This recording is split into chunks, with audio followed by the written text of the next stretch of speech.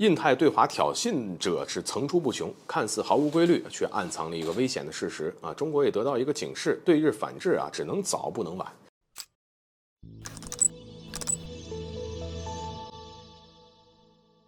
大家好，欢迎来到赵天闪观察室。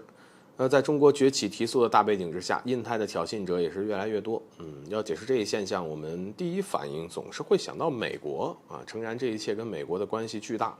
某种程度上来说，中美对抗是一种历史的必然。抛开美国挑衅的必然性不谈啊，在一众其他层出不穷的挑衅者当中，一个危险的规律就慢慢的去浮出了印太的水面。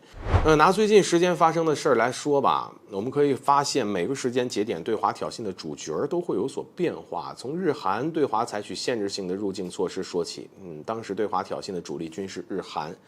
很肯定的说，当时日韩的做法已经大大的超出了正常的防疫举措的范畴。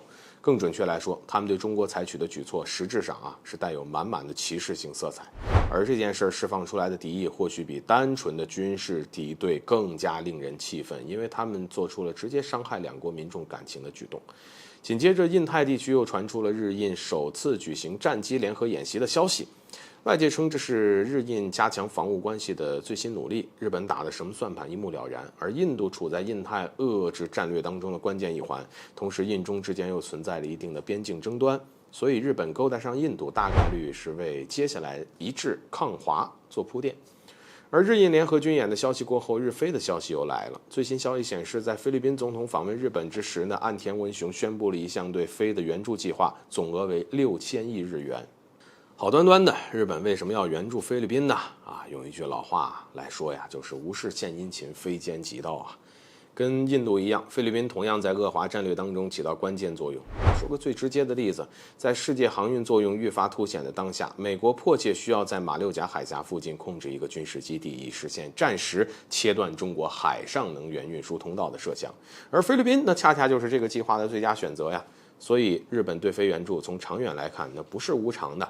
对菲律宾的援助仅仅是拉拢它的第一步，接下来美日将会一步步实施对菲律宾的渗透，进而将其打造成一个反华的彻头彻尾的桥头堡。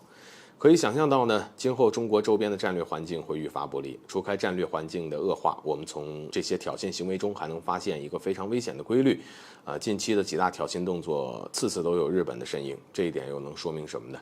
在一众对华挑衅者当中，日本是一个非常特殊的存在。